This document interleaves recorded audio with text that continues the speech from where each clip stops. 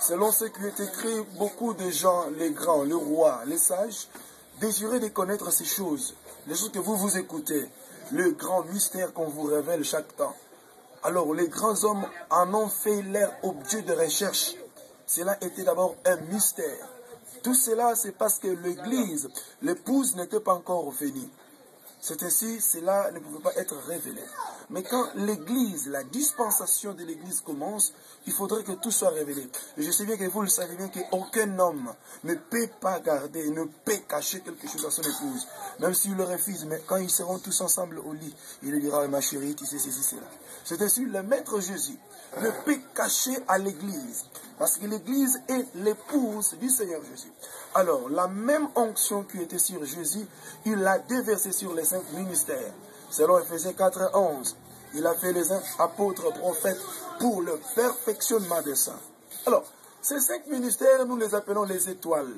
Ils sont là pour accomplir, exercer le plan du salut. Et nous sommes dans Jean 13, le verset 4. Un jour, Jésus était à la table avec les disciples. Il s'est levé un bonjour, il leur a dit, je vais vous laver le pied. J'aimerais qu'on puisse le lire. Nous sommes au 4e verset du chapitre 13 de Jean. Il se leva de la table, ôta ses vêtements et prit un linge dont il se saignait. Ensuite, il versa l'eau dans un bassin. Cela revient à dire qu'avant de laver le pied, il faudrait quand même mettre l'eau dans un récipient.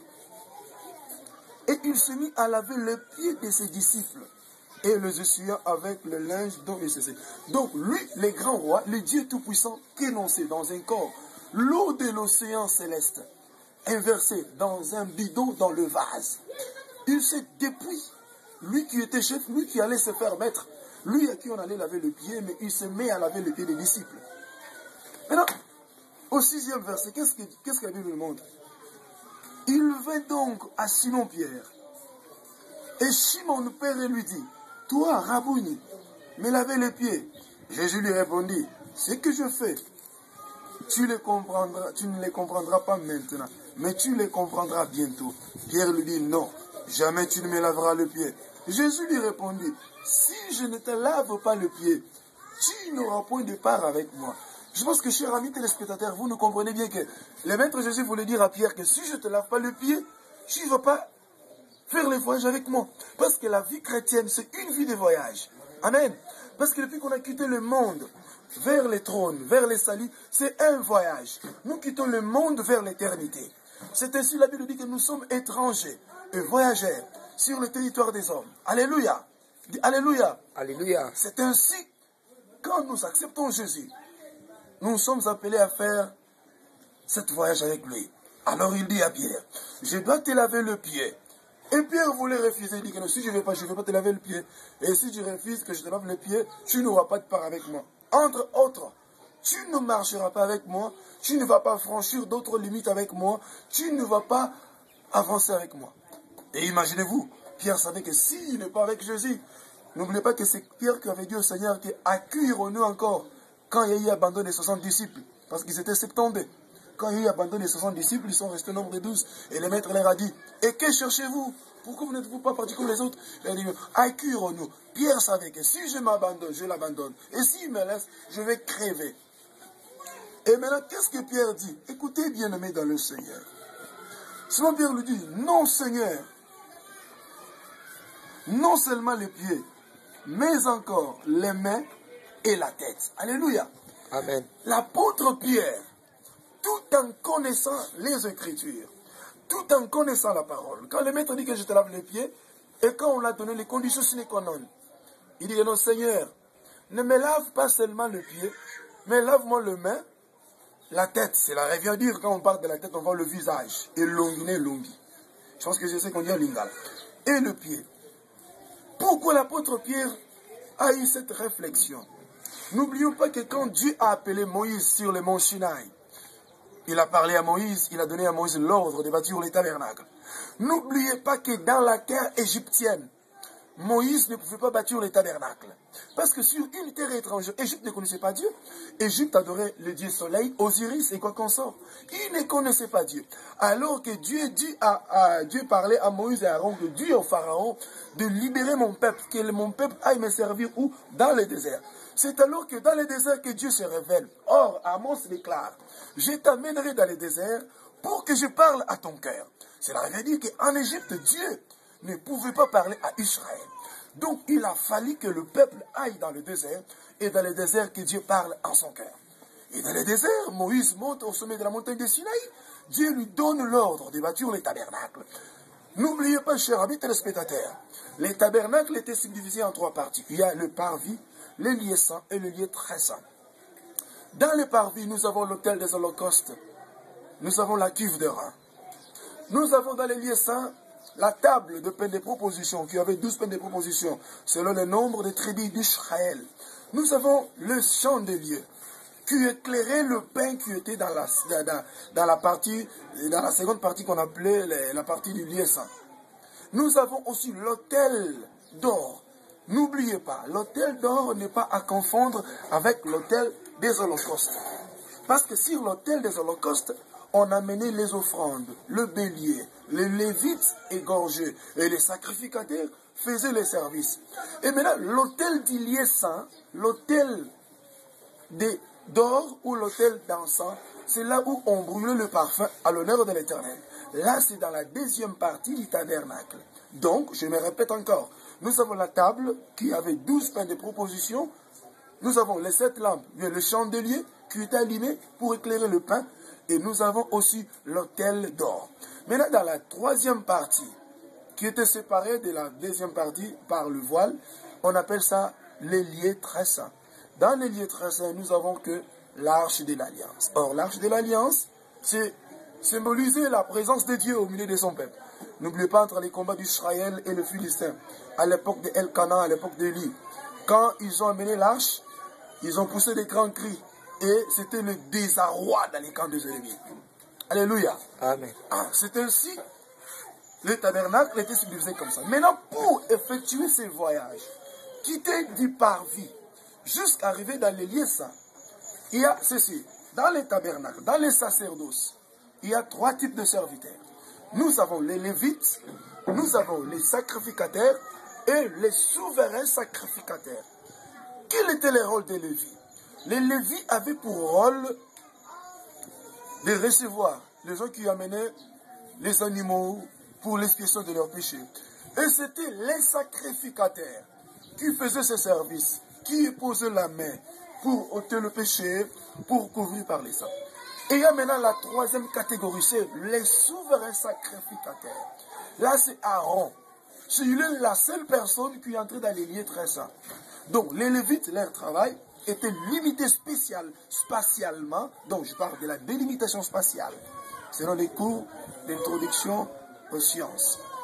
Donc, cours de test, il y a la délimitation spatiale. Donc, ils avaient une limitation, des limites. Donc, les Lévites travaillaient que dans le parvis. Là, ils s'arrêtaient là. Les sacrificateurs, ils travaillaient dans les lieux saints. Là, ils travaillaient pour changer le pain. Parce que si le pain passe nuit, on changeait, on remplaçait par d'autres pains. Alléluia. Et ils entraient pour chercher à maintenir le flamme, tout en étant allumé. Maintenant, dans la partie antérieure, que nous appelons les lieux très saints, était réservé à l'homme de Dieu, le souverain sacrificateur Aaron. Donc, c'est Aaron qui avait l'accès. C'est lui qui entrait. Donc, il y a 3 types. Les Lévites, le sacrificateur et le souverain sacrificateur. De même que dans l'Église, nous avons le serviteur de Dieu, nous avons l'homme de Dieu, nous avons l'homme oint. Le serviteur de Dieu, c'est toute personne, tout objet que Dieu peut utiliser, que Dieu peut se servir pour accomplir une mission. L'homme de Dieu, c'est un homme que Dieu a appelé, il a donné une tâche. Mais l'homme oint, c'est l'homme Dieu. Parce que l'onction, c'est Dieu. Mais quand l'onction vient dans l'homme, l'homme devient Dieu. Alléluia. L'homme devient Dieu, il est homme Dieu. Amen. C'est ainsi qu'on appelle l'homme Dieu. Parce que l'onction, c'est Dieu. L'onction, c'est les capacités surnaturelles au-delà de lui-même que Dieu verse dans son loin. Et il devient homme Dieu. Là maintenant, retournons à nos moutons. Maintenant, dans ce tabernacle qui était subdivisé en 3 parties, les sacrificateurs, avant d'y entrer, j'aimerais qu'on puisse lire la parole. Nous sommes dans Exode chapitre 30, le verset 17. Que disent les Saintes Écritures? J'aime beaucoup la parole, j'aime beaucoup lire les Tanakh, parce que les Tanakh, c'est l'ombre.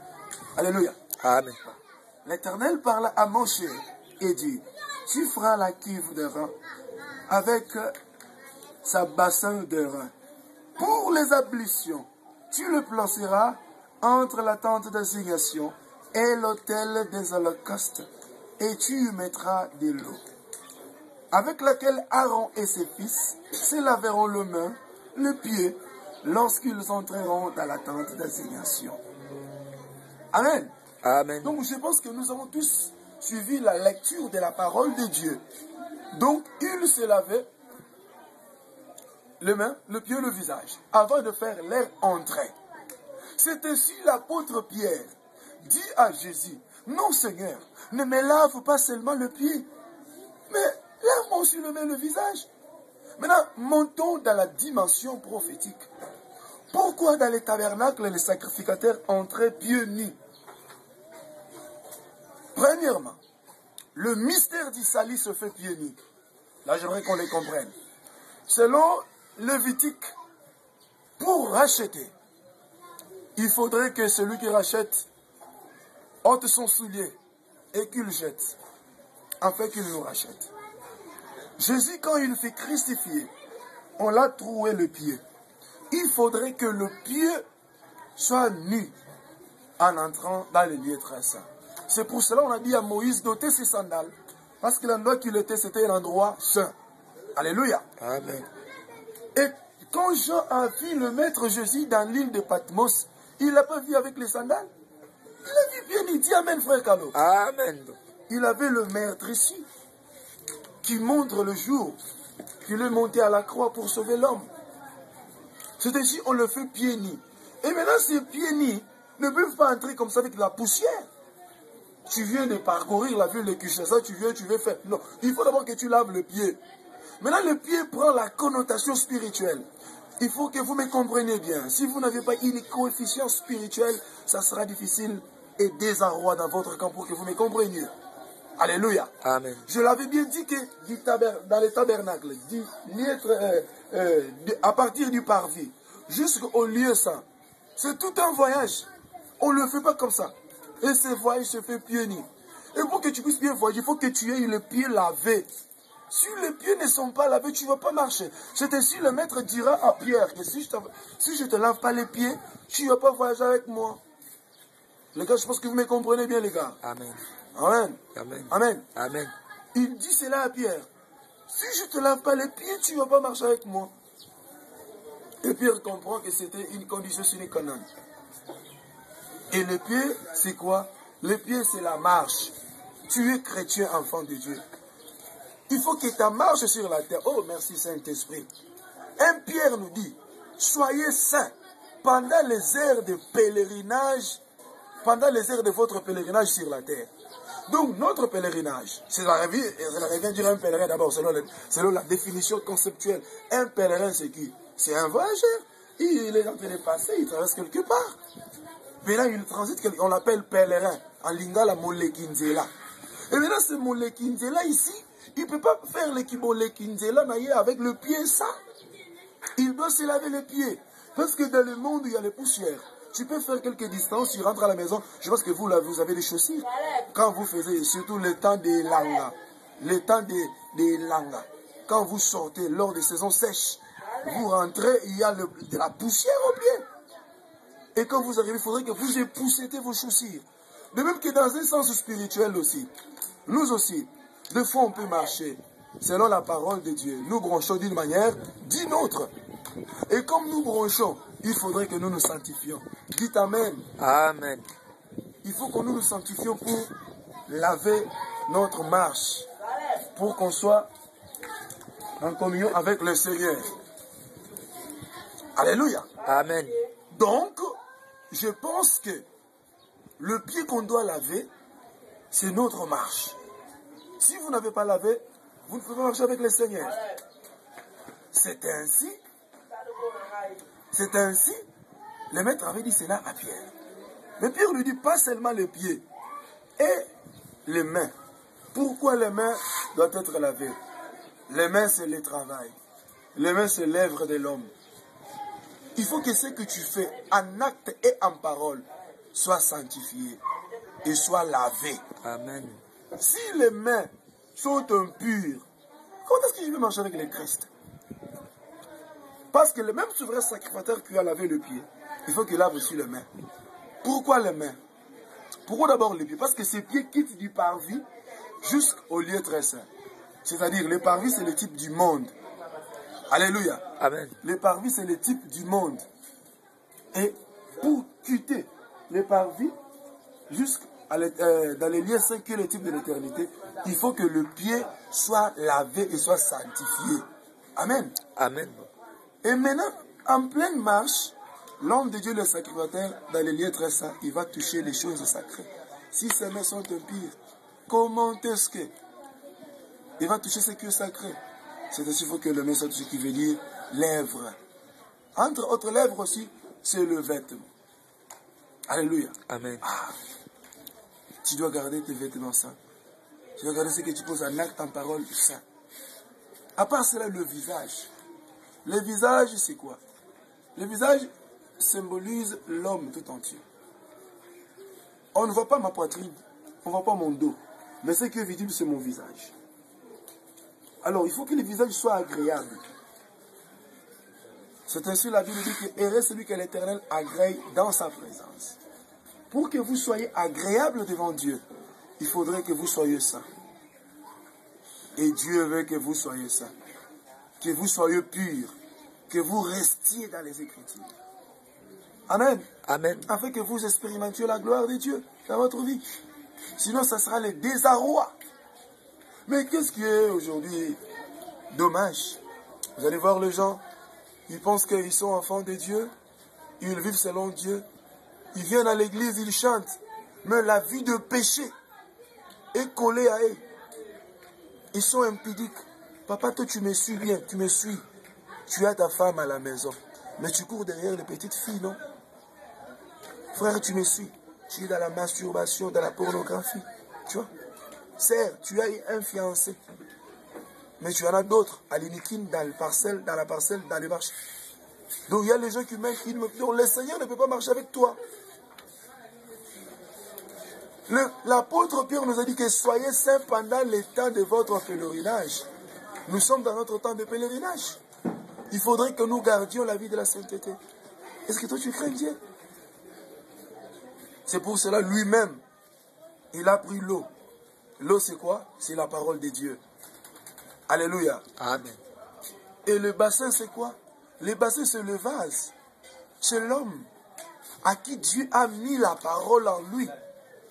De même que je te parle, je suis homme de Dieu. Je suis un bassin qui contient l'eau de la parole, l'eau de vie qui est en moi. Cette eau, c'est la parole qui sort de ma bouche. Je t'apporte la parole de Dieu. Cette parole te lave, te sanctifie. Mais ce qui est dommage, c'est quoi? À Kinshasa, on ne prêche plus cette parole. On a foulé la parole aux pieds. Les gens sont habitués aux hommes de Dieu. Et les soi-disant hommes de Dieu qui prêchent la parole, ils disent que ne faites pas l'impudicité, ne marchez pas mal, mais eux-mêmes ils ne craignent pas Dieu. Non, cher homme de Dieu, écoute-moi. Toi qui me suis sur YouTube, partout, dans le monde. Le messager doit se conformer à son message. Oui. Jean-Baptiste était dans le désert, il prêchait la repentance, lui-même il était dans la loi de Dieu. Comment est-ce que tu peux dire que les gens craignent Dieu et toi tu ne le crains pas? Non, cher bien-aimé serviteur de Dieu, reste dans la parole. Si tu t'es compromis, reviens dans les Écritures, reviens dans la bonne voie. Chers frères, vous partez dans l'église, vous chantez, vous modérez, vous êtes intercesseur, mais impudique. Vous êtes à la masturbation. Vous volez. Vous vendez au marché, mais vous avez un très mauvais mesure. Vous partez en Chine pour escroquer les autres. Vous ne connaissez pas Dieu. Votre place, c'est l'enfer. Si vous ne vous convertissez pas, craignez Dieu. Vivez dans la parole. Que cette parole vive en vous. Que les Écritures entrent dans votre corps, dans la chair, dans l'âme, dans l'esprit. Que le Seigneur, le Dieu de mes pères, bénisse la parole. Au nom de Jésus-Christ. Amen.